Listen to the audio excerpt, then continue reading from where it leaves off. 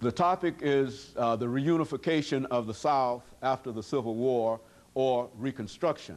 And of course, we're talking to the professor of history at Fisk University, Dr. RMitchell. And of course, Dr. Mitchell, we promised that during the second segment we would allow you to talk about African-American political participation during this period and how Africans became involved in the whole political process and the influence of their involvement during the time. Well, the beginning is the 13th Amendment, which frees the slaves. And one of the sort of misnomers of history, Lincoln issued a proclamation of emancipation, but it really freed no slaves. The proclamation was aimed at those southern states. It was a more war measure. It said if they didn't cease fighting, their slaves would be free. But none of the South coalesced to his demands.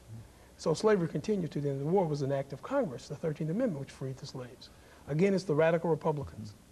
And as wonderful an act as freeing the slaves was, it was also a way of saying to the South that these people who you've held, these people who much of your economy is based upon, and slavery was an economic activity, are now free. The 14th Amendment will make them citizens of the United States. And then amendments follow, the 15th and whatever, and they're given the vote. Again, as wonderful as the act was, as marvelous as it was, it's also a continuation of that struggle between the North and the South. Suddenly, this Congress, still seen as Northern because the Southern states have been reconstructed, goes in and provides the vote. It puts together a whole new electorate in the South, a large population, which for a brief period of time, the late 1860s, will control the Southern vote.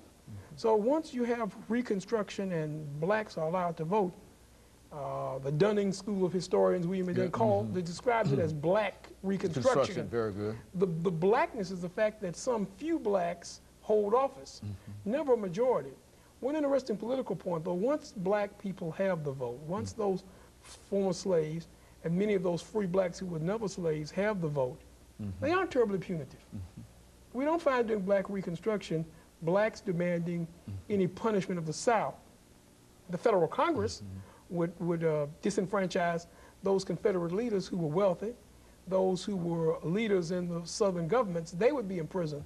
But it wasn't acts of black legislatures. It would, in fact, throughout the South, during black Reconstruction, you really find a time when black members of state legislatures, black members of city councils and all, will reestablish and rebuild the South.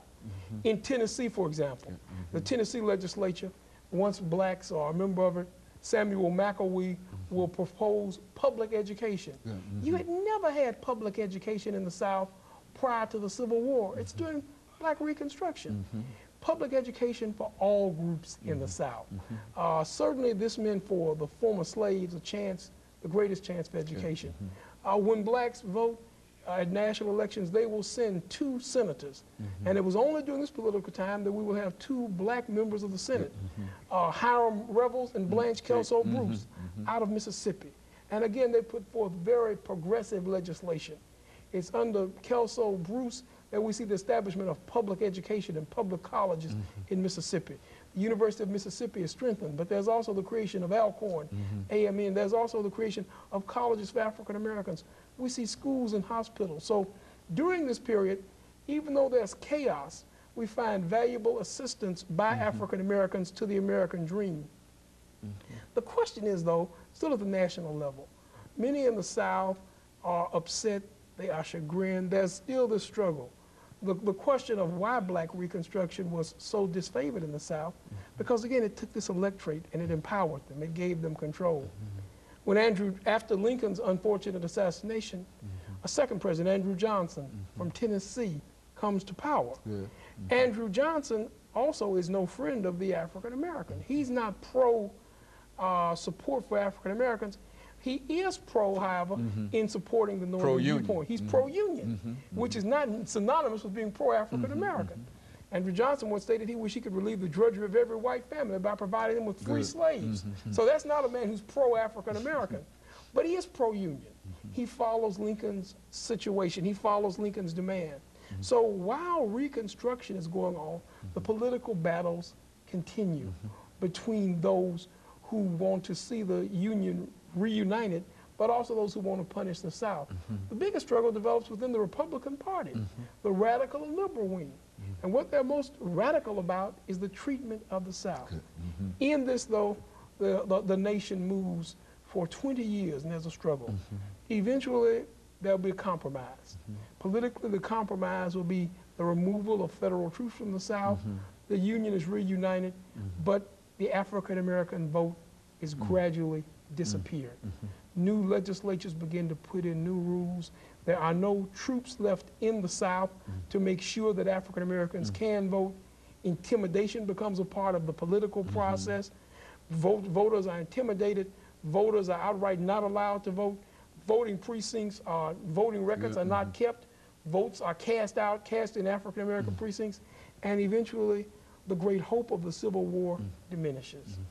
And so when you talk about the military rule of the South, explain that, because I think what you're saying here is that for a time, after the war, that the military, the national military, that's right, actually controls and rule. Talk about they this. Occupied the South. Now, what are you saying here there? in Tennessee, the general in charge was Clinton B. Fisk. Consequently, when a school is open, it's named after a general. But they occupy the South. They treat it as conquered territory. Southerners are treated as those who were defeated in war. The great irony is that the two national leaders, Lincoln and Johnson, didn't want to alienate Southern voters. They hoped for reunion, but you couldn't have that. So the main point that Southern leaders want in this period of Reconstruction, the first most visible sign of reunion they want is the removal of federal troops. But once those troops are removed, who is going to protect the former slaves? Now, did these troops actually protect the slaves while they were there? I mean, what was the relationship between them? They protected the federal government's interest. Many of them oversaw the construction of railroads. Consequently, here in Nashville, you have a Union station built by the Union Army. One of the desires of the Army was to facilitate the railroads so the South could be brought back into business and businesses. And there was a great amount of money in rebuilding the South. Important northern companies make that money. And actually, some scholars point out that the African Americans compromised by the rebuilding of the South. The North and the South come together again on economic interest. And so this was really a critical period. Now, we often talk about critical periods in American history, but this was really a critical period that finally introduced the African American into the politics of the South. And the period after Reconstruction is constantly referred to as the development of the New South. We need to look at what's really so new about this South. Okay, very good. And of course, let us take this second commercial break, Dr. Mitchell, and we'll be back with our audience following this very, very short commercial break.